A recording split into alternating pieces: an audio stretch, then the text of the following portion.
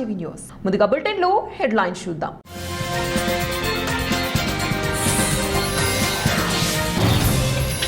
కూటమి ప్రభుత్వంలో జనసేనకు అన్యాయం జరుగుతుంది. జనసేన పార్టీ ప్రధాన కార్యదర్శి బొలిశెట్టి సత్యనారాయణ కీలక వ్యాఖ్యలు.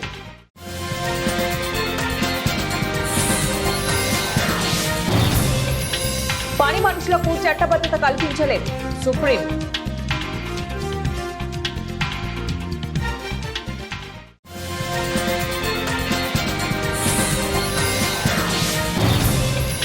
చిత్తూరు జిల్లాలో స్కూల్ బస్సును ఢీకొన్న లారీ, విద్యార్థులకు గాయాలు.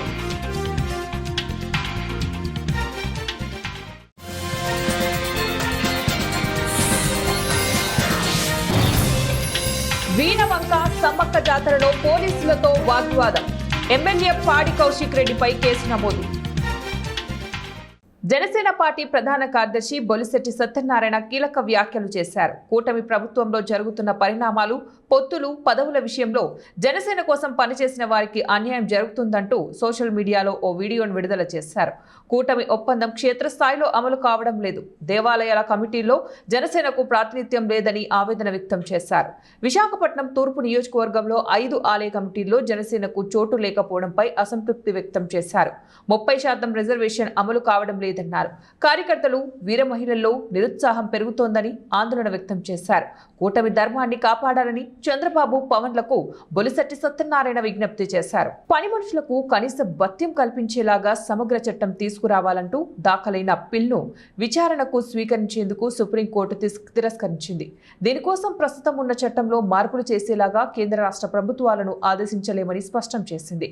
ట్రేడ్ యూనియన్ల గురించి ఈ సందర్భంగా చీఫ్ జస్టిస్ సూర్యకాంత్ ఆసక్తికరమైన వ్యాఖ్యలు చేశారు. దేశాభివృద్ధి కుంటుపట్టడానికి ట్రేడ్ యూనియన్ల ధోరణి ప్రధాన కారణమన్నారు. ఎన్నో సాంప్రదాయిక పరిశ్రమలు ఈ జెండా యూనియన్ల వల్లనే కాయాల పడ్డాయన్నారు. వాళ్లకు పని చేయాలని ఉండదు. వారి కారణంగానే దేశ అభివృద్ధి నిలిచిపోయింది. ఈ రంగంలో దోపిడీ లేనిది కాదు, కానీ దానితో వ్యవహరించే దారులు కూడా ఉన్నాయని అభిప్రాయపడ్డారు. లక్షల్లో ఉన్న పని మనుషుల దుస్థితిని సుప్రీంకోర్టు గుర్తించింది. అయితే వారికి చట్టబద్ధత కల్పించేలాగా శాసన వ్యవహారాల్లో జోక్యం కలగజేసుకోలేమని స్పష్టం చేసింది. తాజాగా చిత్తూరు జిల్లాలో ఓ ఘోర రోడ్డు ప్రమాదం చోటు చేసుకుంది. ప్రమాదంలో పాఠశాల విద్యార్థులు గాయపడినట్లు తెలుస్తోంది. రోడ్డు ప్రమాదం చిత్తూరు జిల్లాలోని ఎస్ఆర్ పురం మండలంలోని క్షీరసముద్రం బీసీ కాలనీ సమీపంలో చోటు చేసుకుంది. పోలీసుల వివరాల ప్రకారం విద్యార్థులతో ఉన్న ఓ పాఠశాల బస్సు క్షీరసముద్రం బీసీ కాలనీ సమీపానికి రాగానే రోడ్డు ప్రమాదానికి గురైంది. వేగంగా వచ్చిన ఓ లారీ బస్సును ఢీకొట్టడంతో ప్రమాదం జరిగింది. ప్రమాదం ధాటికి బస్సు దెబ్బతింది. ప్రమాదం కారణంగా బస్సులో ప్రయాణిస్తున్న 15 మంది విద్యార్థులు గాయపడ్డారు. గమనించిన స్థానికులు వెంటనే సహాయక చర్యలు చేపట్టారు. విద్యార్థులను సురక్షితంగా బస్సులో నుంచి బయటకు దింపారు. అయితే 2 విద్యార్థులు బస్సులోను చిక్కుకోవడంతో కొంత ఆందోళన నెలకొంది. హుజూరాబాద్ ఎమ్మెల్యే పాడి కౌశిక్ రెడ్డి మరోసారి వివాదంలో చిక్కుకున్నారు. కరీంనగర్ పోలీసు కమిషనర్పై అనుచిత వ్యాఖ్యలు చేసినందుకు మరియు పోలీసుల విధులకు ఆటంకం కలిగించినందుకు ఆయనపై క్రిమినల్ కేసులు నమోదయ్యాయి. బీఆర్ఎస్ ఎమ్మెల్యే పాడి కౌశిక్ రెడ్డిపై కరీంనగర్ పోలీసులు తీవ్రమైన సెక్షన్ల కింద కేసులు నమోదు చేశారు. వీణవంకలో జరుగుతున్న సమ్మక్క జాతరకు తన కుటుంబంతో కలిసి భారీ కాన్వాయ్తో బయలుదేరిన ఎమ్మెల్యేను పోలీసులు అడ్డుకోవడంతో వివాదం మొదలైంది. హైకోర్టు ఆదేశాల ప్రకారం జాతర వద్ద రద్దీని తగ్గించేందుకు పరిమిత వాహనాలని అనుమతిస్తున్నామని పోలీసులు స్పష్టం చేశారు. అయితే దీనిపై ఆగ్రహం వ్యక్తం చేసిన కౌశిక్ రెడ్డి రోడ్డుపైనే బైఠాయించి ఆందోళనకు దిగారు. ఈ క్రమంలో కరీంనగర్ పోలీస్ కమిషనర్ను ఉద్దేశించి మతం పేరుతో దూషించడమే కాకుండా రాబోయేది తమ ప్రభుత్వమేనని, అప్పుడు సంగతి చూస్తానంటూ బెదిరింపులకు దిగడం ఉద్రిక్తతకు దారితీసింది. జాతర ప్రాంగణంలోనూ ఎమ్మెల్యే పట్టుదల వివాదానికి కేంద్ర బిందువైంది. వీణవంక చేరుకున్నాక దళిత మహిళా సర్పంచ్ చేతని కొబ్బరికాయ కొట్టించాలని ఆయన డిమాండ్ చేశారు. అయితే అక్కడి జాతర ట్రస్టీ ఉదయానందరెడ్డి వర్గానికి చెందిన మరియు ఎమ్మెల్యే వర్గానికి మధ్య ఉన్నత పాత కక్షల నేపథ్యంలో ఘర్షణలు జరిగే అవకాశం ఉందని పోలీసులు భావించారు. శాంతి భద్రతల దృష్ట్యా అక్కడి నుంచి వెళ్లిపోవాలని పోలీసులు కోరినా కూడా ఎమ్మెల్యే వినకపోవడంతో ఆయనను బలవంతంగా అక్కడి నుంచి తరలించాల్సి వచ్చింది. తన నియోజకవర్గ పరిధిలోని జాతరలో సామాజిక న్యాయం కోసం డిమాండ్ చేయడం తన హక్కు అని ఎమ్మెల్యే వాదిస్తూ ఉండగా నిబంధనల ఉల్లంఘన మరియు అధికారుల వ్యక్తిగత దూషణను పోలీసులు ప్రాథమిక తప్పుగా పరిగణించారు. పార్వతీపురం మన్యం జిల్లా పార్వతీపురం మున్సిపాలిటీలో గల అన్ని సమస్యలను పరిష్కరించడానికి చర్యలు తీసుకుంటామని పార్వతీపురం ఎమ్మెల్యే బోనెల విజయచంద్ర అన్నారు. శుక్రవారం 22వ వార్డులో పర్యటించారు. ఉదయం 6 గంటలకే వార్డులో ఉన్న ప్రతి ఇంటికి వెళ్లి ప్రజలను ఆప్యాయంగా పలకరించి తమ సమస్యలను అడిగి తెలుసుకున్నారు. డ్రైనేజీలు, శానిటేషన్, డ్రింకింగ్ వాటర్, రోడ్లు తదితర సమస్యలతో పాటు మరికొన్ని కొత్త సమస్యలను ఎమ్మెల్యే దృష్టికి ప్రజలు తీసుకెళ్లారు. ఈ సందర్భంగా ఎమ్మెల్యే మాట్లాడుతూ గత వైసీపీ పాలనలో ఏం జరుగుతుందో ప్రజలందరికీ తెలుసునన్నారు. వార్డులోని సమస్యలను గుర్తించడానికి ఈరోజు ఈ వార్డు పర్యటన చేయడం జరిగిందని, పాత సమస్యలతో పాటు మరికొన్ని కొత్త సమస్యలు నా దృష్టికి వచ్చాయని, వాటిని పరిష్కారానికి చర్యలు చేపట్టడం జరుగుతోందని అన్నారు. పార్వతీపురం మున్సిపాలిటీకి 100 పనులు మంజూరు చేయడం జరిగిందని, ఈ పనులన్నిటికీ ఒకేసారి శంకుస్థాపన చేయడం జరుగుతుందన్నారు. ప్రతి వార్డులో పర్యటించి కొత్త సమస్యలను గుర్తించి వాటిని పరిష్కరిస్తామని చెప్పారు. వాళ్ళ సమస్యలు తెలుసుకుందామని వచ్చున్నాం. 30 వార్డులకి కలిపి దాదాపుగా 100 వర్కుల్ని శాంక్షన్ చేసుకోవడం జరిగింది. 100 వర్క్స్ ఒకే రోజు ఓపెన్ చేయబోతున్నాం. ఈ 100 వర్క్స్ కాకుండా కొత్తగా ఏ వర్క్స్ అయితే ఏమున్నాయి, ప్రజల సమస్యలు ఏంటి, వాళ్ళకి శానిటేషన్ ఇష్యూస్ ఉన్నాయా, డ్రింకింగ్ వాటర్ ఇష్యూస్ ఉన్నాయా, ఎలక్ట్రికల్ ఇష్యూస్ ఉన్నాయా, ఏమున్నాయని కనుక్కోవడానికి ఈరోజు మళ్ళీ వార్డు పర్యటన చేయడం జరిగింది. ఇందులో కూడా కొత్త సమస్యలు కూడా వచ్చాయి. ఆ సమస్యలు కూడా కమిషనరు, అలాగే ఇక్కడ ఇంజనీర్ డిపార్ట్మెంటు, ఇక్కడ మున్సిపాలిటీ మొత్తం సిబ్బంది కూడా నాతో పాటు ఉండడం జరిగింది. ఈ రోజు నుంచి ఇది స్టార్ట్ చేయడం జరిగింది. ఇంకా రేపటి నుంచి ప్రతి వార్డుకి వెళ్ళడం, కొత్తగా ఏం పెండింగ్ ఉంటే రాబోయే మార్చి లోపు మ్యాక్సిమం మున్సిపాలిటీలో ఉన్న సమస్యలన్నీ క్లియర్ చేస్తామని మాట ఇవ్వడం జరుగుతుంది. ఇప్పటికీ దాదాపుగా ఒక 4 కోట్లతో ఏవైతే వీధుల్లో రోడ్లు కావాలో, డ్రైనేజీలు కావాలో అన్నిటి కూడా తీసుకోవడం జరిగింది. ఏదైనా పొరపాటున ఇంకా కూడా సమస్యలు ఏమైనా ఉంటే అందులో భాగంగానే ఈరోజు వార్డు పర్యటన స్టార్ట్ చేసాం. ఈ రోజు నుంచి మళ్ళీ పునఃప్రారంభించడం జరిగింది. అందుకే ప్రధానంగా 22వ వార్డు నుంచి స్టార్ట్ చేయడం, ఇంకా రేపు కూడా ఒక వార్డు, అలాగే ప్రతి మార్నింగ్ ఒక వార్డుకి వెళ్ళి వార్డు సమస్యలు తీసుకోవడం అనేది. ఎందుకంటే గత ఎలక్షన్లో మున్సిపాలిటీ నుంచి కనీ విని ఎరగనంత మెజార్టీతో మున్సిపాలిటీ వాళ్ళు మాకు అసలు హిస్టరీలో ఇంతకుముందు ఎప్పుడు కూడా అంత మెజార్టీ ఇవ్వలేదు. తెలుగుదేశం ప్రభుత్వాన్ని, కూటమి ప్రభుత్వాన్ని అంత ఆదరించినందుకు ఈరోజు ఇంకా మున్సిపాలిటీలో మార్పు రావాలని, ప్రతి ఒక్కరికి ఒక జవాబుదారం ఉండాలని ఆ ఉద్దేశంలోనే ఇంకా వార్డు పర్యటన సిద్ధం చేసాం. మున్సిపాలిటీ ఉన్న ప్రతి సమస్యకి పరిష్కారం ఇస్తానని ఈరోజు ఈ వార్డులో విద్యే దేశాభివృద్ధికి ప్రధాన శక్తి అని దృఢ విశ్వాసంతో విజయనగరం కొత్త అగ్రహారంలో ధనిక్ భారత్ విద్యా సంస్థలు ప్రారంభమయ్యాయని బాలలత తెలిపారు. ఆంధ్రప్రదేశ్, తెలంగాణ రాష్ట్రాల్లో ఇంటర్మీడియట్ విద్యను బలోపేతం చేసి జ్ఞానాధారిత సమృద్ధి చెందినటువంటి ధనిక్ భారత నిర్మాణానికి ఈ సంస్థలు కట్టుబడి ఉన్నాయన్నారు. పరిశ్రమ అనుభవం, ఇన్నోవేషన్ ఆధారిత విద్యతో నాణ్యమైన ఫలితాలు సాధించడమే లక్ష్యమన్నారు. పిల్లలందరూ ఇక్కడ మనం చూస్తే inspire school, Gitanjali school, new central school, Gurajada school, national school, ఈ స్కూల్స్ పిల్లలందరూ కూడా ఇక్కడికి వచ్చారు. ముఖ్యంగా 9th క్లాస్ 10th క్లాస్ పరీక్షలు రాబోతున్న నేపథ్యంలో మనం చూస్తే నన్ను ఇక్కడ దాకా తీసుకొచ్చి ఉత్తరాంధ్ర యువతకి, చిన్నపిల్లలకి కూడా ఎగ్జామ్స్ ఎలా రాయాలి, యాంగ్జైటీ ఎలా తగ్గించుకోవాలి, మోటివేషన్ ఎలా ఉండాలి, భవిష్యత్తులో 10th అయిపోయాక ఏం చేయాలి అనే దాని మీద నాతో స్పీచ్ ఇప్పించారు. నాకు కూడా పిల్లలందరూ చూసి వాళ్ళ డిసిప్లైన్, వాళ్ళ సైలెన్స్ చూసి చాలా సంతోషంగా ఉందండి. ఇక్కడ ప్రత్యేకంగా నేను ధనిక్ భారత్ ఇంటర్మీడియట్ కాలేజెస్ తరఫున వచ్చాను. ధనిక్ భారత్ ఇంటర్మీడియట్ కాలేజ్ అనేవి విక్రమ్ నారాయణరావు గారండి, లాయిడ్ గ్రూప్ చైర్మన్. ఆయన డ్రీమ్ మన కంట్రీ ఏదైతే మన భారతదేశం అభివృద్ధి చెందిన దేశం ఉందో అభివృద్ధి చెందిన దేశంగా మార్చాలని ఆయన కళ. దానికి విద్య అనేది ప్రధాన ఆయుధం అని ఆయన నమ్మారు. దాంతో ధనిక్ భారత్ ఇంటర్మీడియట్ కాలేజెస్ మేము విశాఖపట్నం, విజయవాడ, గుంటూరు, హైదరాబాద్లో స్టార్ట్ చేస్తున్నాము. MPC, BiPC, world class infrastructure, top most faculty అండి.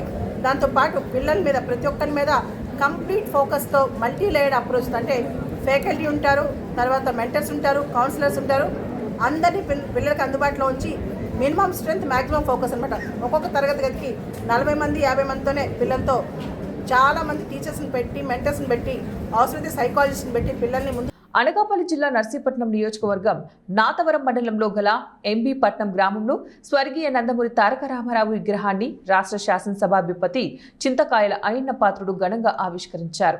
సీనియర్ నాయకులు వర్రె తాతబ్బాయి, టీడీపీ గ్రామ పార్టీ అధ్యక్షుడు పల్లిభాపన నాయుడు, వర్రే చరణ్, సాంబమూర్తి గ్రామ నాయకుల సహకారంతో ఏర్పాటు చేసిన ఈ విగ్రహాన్ని ఆవిష్కరించిన అనంతరం ఏర్పాటు చేసిన సభలో స్పీకర్ ప్రసంగించారు.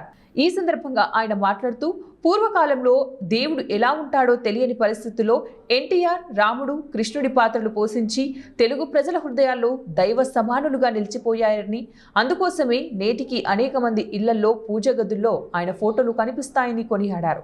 కేవలం నటుడిగానే కాకుండా రాజకీయాల్లోనూ ఆయన విప్లవాత్మక మార్పులు తెచ్చారని, తండ్రి ఆస్తిలో పిల్లలకు సమాన హక్కు కల్పించిన మహానుభావుడు ఎన్టీఆర్ అని గుర్తు చేశారు.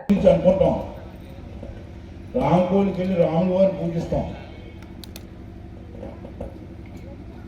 ఏ పాత్ర దేవుడి దగ్గర వెళ్తాం కానీ దేవుడు ఎవరో మనకు తెలియదు, ఊహించుకుంటాం, ఒక ఫోటో పెట్టుకుంటాం, దండం పెట్టుకుంటాం. అసలు రాముడు ఎలాగుంటాడో ఎవరికీ తెలియదు.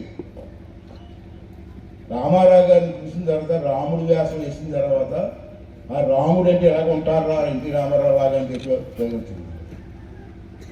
కృష్ణుడి వ్యాసం, ఏ వ్యాసం వేసినా రామారావు గారు ఇమిడిపోయేవారు. ఇంకా విచిత్రం ఏంటంటే రాముడికి శత్రుడు ఎవరు? రావణాసురుడు. రాముడి పాత్ర వేసాడు మహానుభావుడు, రావణాసురుడు పాత్ర వేసేస్తాడు, 2 పాత్రలు వేస్తాడు. అలాగే కృష్ణుడికి ఆపోజిట్ క్యాండిడేట్ ఎవరు? దుర్యోధనుడు. కృష్ణుడి పాత్ర వేస్తాడు, దుర్యోధన పాత్ర ఇతర వేస్తాడు, 2 పాత్రలు వేస్తాడు. అసలు కృష్ణుడు అంటే ఎలాగ ఉంటాడా, రామారావు లాగా ఉంటాడా అని.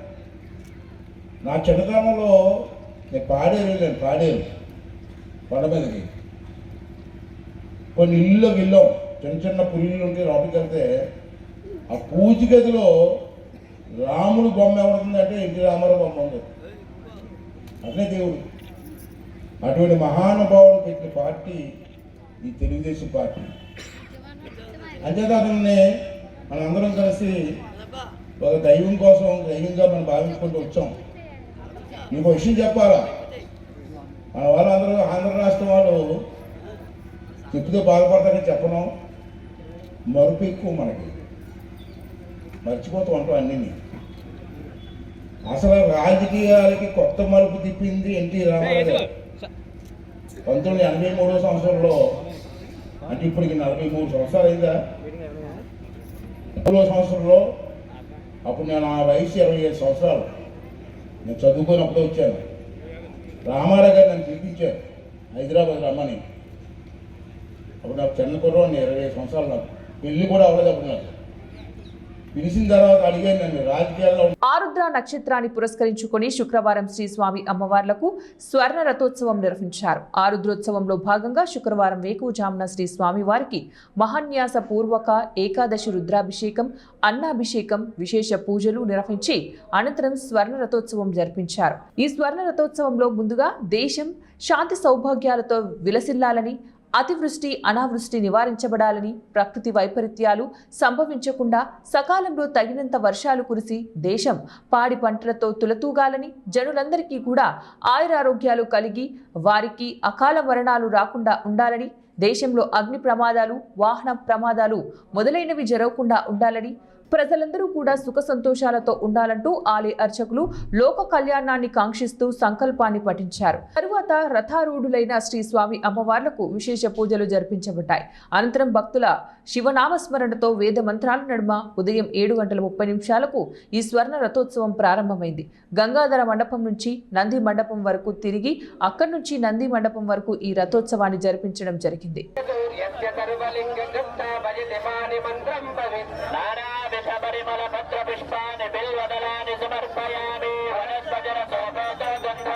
గోదావరి జిల్లా అంతర్వేది తీర్థం ముగించుకొని తిరిగి వెళ్తున్న నాగాయలంక మండలం సోర్లగింది గ్రామస్తులకు బంటమిల్లి మండల పెందూరు గ్రామ జాతీయ రహదారి వద్ద రోడ్డు ప్రమాదం చోటు చేసుకుంది. తిరుగు ప్రయాణంలో Tata Intra magic AP39 UV 6735 number గల వాహనంలో ప్రయాణిస్తున్నటువంటి 15 మందికి జాతీయ రహదారిపై నుండి వాహనం అదుపు తప్పి కల్వర్టుకు ఢీకొట్టింది. వాహనంలో ఉన్నవారు చిన్నారులతో సహా అందరూ గాయాల పాలయ్యారు. 15 మందికి గాయాలు, 3 తీవ్ర గాయాలైనట్లు తెలుస్తుంది. వీరిని మచిలీపట్నం ప్రభుత్వ హాస్పిటల్కి తరలించారు. వెంటనే చికిత్స అందిస్తున్నారు. అదృష్టవశాత్తు ప్రాణ నష్టం లేకపోయినప్పటికీ తీవ్ర గాయాలతో క్షతగాత్రులు ఇబ్బంది పడుతున్నారు. తెలంగాణ కుంభమేళా ఆసియా ఖండంలోని అతిపెద్ద గిరిజన జాతరగా పేరుగాంచిన శ్రీ మేడారం మహాజాతరలో ప్రధాన ఘట్టం ఆవిష్కరణ జరిగింది. గిరిజన సంస్కృతి సంప్రదాయాల ప్రకారం జిల్లా ఎస్పీ గౌరవ సూచకంగా గాలిలో గన్ పేల్చడంతో అమ్మవారు బయలుదేరారు. చిలకలగుట్ట వద్ద కుంకుమాభరణి రూపంలో ఉన్న సమ్మక్క దేవతకు ముందుగా సమ్మక్క ప్రధాన పూజారులు కొక్కర కృష్ణయ్య, ఇతర పూజారులు ముత్యాల సత్యం, సిద్ధబోయిన మునిందర్, సిద్ధబోయిన బొక్కన్న, కొమ్ము స్వామి, కొమ్ము జనార్దన ఆధ్వర్యంలో చిలకలగుట్టపైకి చేరుకుని సమ్మక్క తల్లికి దీపధూప నైవేద్యాలతో ప్రత్యేక పూజలు చేశారు. రాష్ట్ర మంత్రులు దనసరి అనసూయ సీతక్క, అడ్డూరి లక్ష్మణ్ కుమార్, జిల్లా కలెక్టర్ దివాకర టిఎస్, జిల్లా ఎస్పీ సుధీర్ రామ్నాథ్ కేకన్ గిరిజన సాంప్రదాయాలతో పూజలు నిర్వహించారు. అనంతరం మూడంచెల భద్రత మధ్య గన్ ఫైరింగ్ తో చిలకలగుట్టలో రాత్రి 6:55 సమయంలో మేడారంకు సమ్మక్క తల్లి బయలుదేరి మేడారం గద్దెలపైకి రాత్రి చేరుకుంది. దీనితో మేడారం మహాజాతరలో ప్రధాన ఘట్టం ఆవిష్కృతం అవడంతో భక్తులు పులకించిపోయారు. ప్రతి 2 సంవత్సరాలకు ఒకసారి మాఘశుద్ధ పౌర్ణమి రోజున నిండు వెన్నెల వెలుగుల్లో సమ్మక్క తల్లి గద్దపై పూజారులు ప్రతిష్ఠించారు. ఇప్పటికే సారలమ్మ, పగిడగిద్దరాజు, గోవిందరాజు ప్రతిరూపాలు మేడారం గద్దెలపై కొలువు తీరారు. ప్రతి 2 సంవత్సరాలకు ఒకసారి మాఘశుద్ధ పౌర్ణమి రోజున నిండు వెన్నెల వెలుగుల్లో సమ్మక్క తల్లి గద్దపై పూజారులు ప్రతిష్ఠించారు. చిలకలగుట్ట నుంచి ఆలయ ప్రాంగణం వరకు అశేష భక్తజనం సమ్మక్క తల్లికి నీరాజనాలు పలికారు.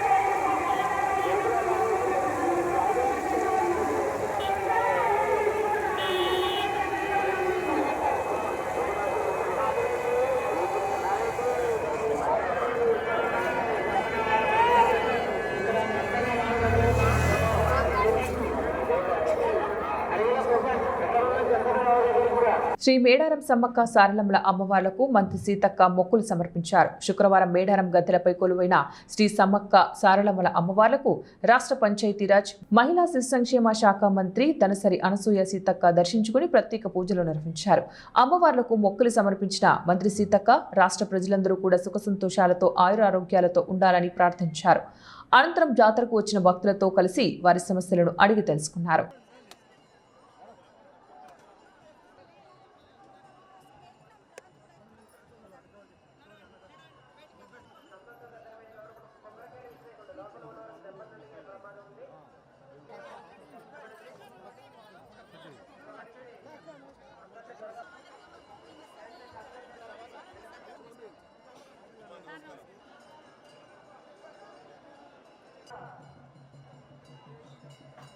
బులెటిన్ ముగించే ముందు మరోసారి హెడ్లైన్స్.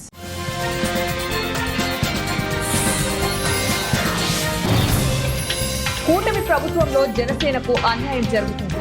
జనసేన పార్టీ ప్రధాన కార్యదర్శి బొలిశెట్టి సత్యనారాయణ కీలక వ్యాఖ్యలు.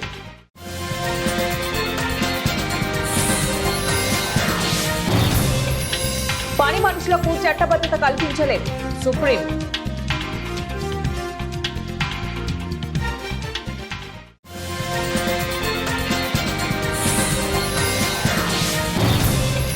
చిత్తూరు జిల్లాలో స్కూల్ బస్సును ఢీకొన్న లారీ, విద్యార్థులకు గాయాలు.